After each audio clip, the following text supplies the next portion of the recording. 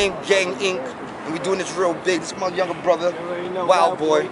I know y'all was real in tune to this new exclusive video that we got out called I Got the Power. Hope everybody go out there and check that, man. It's real big. About to be on World Star Complex. Might blast it off all over the country, man. All over the place. So y'all stay in tune to this new movement, man. We like the new NWA, the new Black Panthers, the new movement, all things in one, man. We west side of Harlem, real hill figure niggas, man. You gotta stay in tune to this greatness, man. Greatness it is making. No, a lot of people be in tune to all the stuff that be going down. A lot of artists that be coming out from Harlem. The whole Dipset movement and ASAP Rocky movement, but this is the No Name Gang movement. I think people should be able to pay attention to something that's actually real and coming out of Harlem, man. My whole HMF crew is real big, real live, and we doing it real big, man. We cover a lot of footage in Harlem, a lot of real stuff, so if you need to ask, man, ask BUGZ, The Boss, Wild Boy, AC though, Chuck Daniels, Young King, Gunplay, Deuce Live. Like that. Young King, we doing it real big, man. I got my dude, Ishar Vaughn, shooting all the directing views as far as credits, as far as these motion pictures that we actually putting together, man. We doing a visual mixtape EP. We putting out with 5 songs, all videos included. Beyonce kind of stole our idea, but you know, great minds think alike. It's beautiful, but we still putting together our visual mixtape and making that come true. Then after we dropping a mixtape, hopefully hosted by DJ Drama. So DJ Drama, if you're listening, man, listen to these new dudes coming out of West Side Harlem, man. Maybe you can jump on that, man. For a nice cause, We got our own money, we spend our own shit, we do our own thing. We got our own label. We got our own movement, our own brand. So. Oh man, we was young men, not for nothing. I met Big L when I was real young, and he was real intrigued with the music that I was doing and being like a battle rap in the street. I think I was about 11 years old, 12 years old, man. 10 shit up. I mean, every dude in Harlem that you can ask, from a Vado to a J Mills to Loaded Lux to anybody, we the ones that started it, man. Teamsters. I'm actually on that first Smack DVD that came out with BMF on the back and Eminem on the front. So they show you that we was the real first battlers as far as Harlem concerned. But we grew up, man. We matured, man. We wanted to do music. We wanted to get outside the neighborhoods and do great things. So Big L, he introduced me to Mace. And Mace wanted me to come downtown one time to battle Vacant Lot. And this kid named Sean Don came out. He started rapping or whatever the case may be. We battled, we went back and forth. And Mace was real intrigued with the work that we had. Me and my partner Gritty, Teamster affiliate, man. I gotta go listen to his shit, Fliplock, man. Paperwork, make it work. Yeah, but we got together, man. We tore shit up, man. Next thing I know, man, he fly me to Virginia, man. We go to Virginia, I mean, we start flying over the country, and you know, we meet Harlem World. I start writing for Harlem World, a lot of artists as far as on the project, and from there, man, me and Mace were just doing golden things. I was like his back-to-back, man, like you hearing his song, Do I Move as Smooth as BUGZ? Growing up, man, what influenced me to do this music shit, I would say besides my brother going ham, tearing niggas' heads off, I would just say just the entertainment, man, the life, you feel me, it looked like fun, you feel me, and I looked at it as a way to explain myself. To like tell people what I'm going through, the struggles, you feel me? Because a lot of people talk bullshit, excuse my language, on tracks. They don't explain where they come from, the struggle, why they doing it, where they going. So I looked at that shit and just, that's what I took from.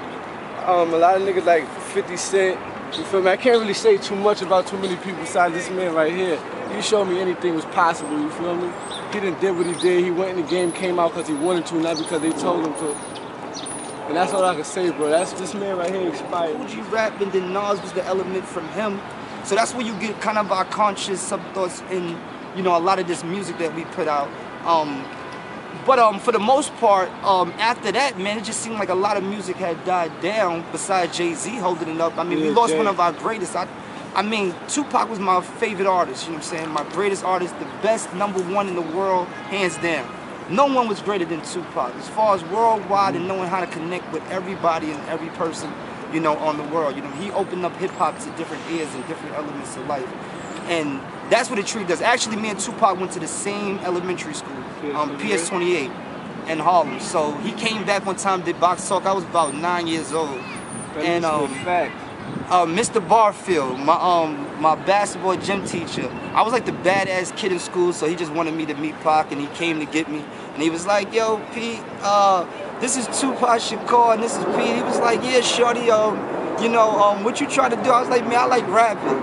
And he was like, man, hopefully you'll do great things, man, when you get older, man. He was like, yo, thug life, just always know that you're a part of thug life, man. and I was just like so intrigued with just the wordplay, man. It's always something I always kept to myself and never intrigued. People don't believe things until you see it, you know what I'm saying? But you know, it was real great to hear those inspiring words from a dude that was just so, you know, connected with people. So that's the element, and that's why I try to bring back to this industry, because we missing that. We missing someone with a great spirit, somebody that can actually speak with hip-hop, somebody can actually speak with some type of common sense and logicalness and still express the stories that people go through in the street, you know. So that's what we bring into the element.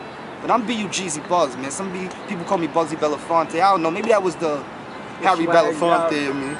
Swag out. I had a couple of swag parts, but I mean, not for nothing, man. We good, man. We doing a lot of great things, man. I just think that Westside Harlem need to be recognized from every standpoint, and we need people that know how to speak upon all people and connect with all people and talk about type of people. You know, let's get back to them dear mamas. Yeah. And those special songs, you know, those songs that really mean things from these artists that's really not connecting with our people.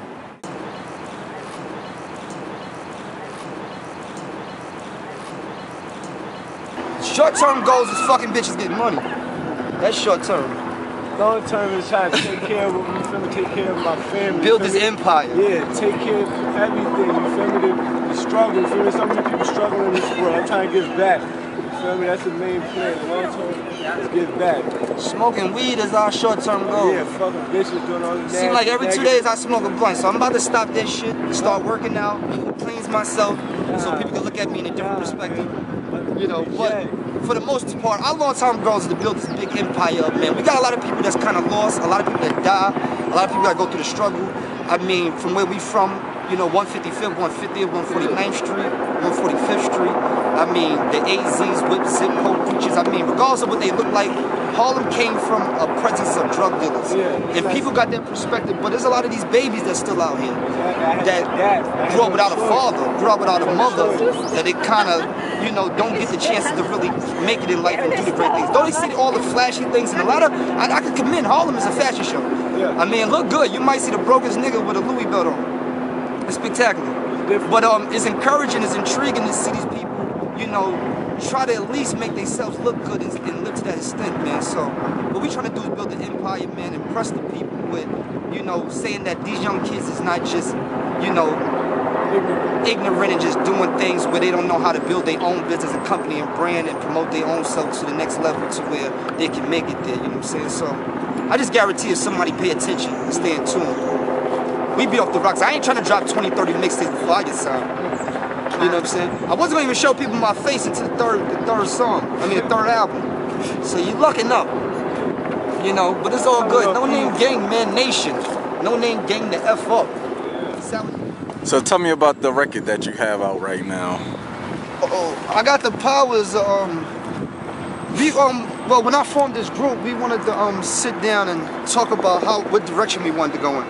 And when we talked about it, we just was I guess I was on YouTube. I got so indulged with looking into all this Black Panther movement and just getting to the theme of, you know, the Malcolm X movement, Gaddafi. I just started doing so much research on things that was going on in the world. I wanted to connect with people. So when Avery, he actually did the track. I think it was a song that was put out by Kanye West as far as a remix. Nobody really paid attention to it. When Mace taught me the game, he kind of taught me get a remix beat that people didn't use or didn't gravitate to, or maybe the artist didn't really do what you feel like he's supposed to do too.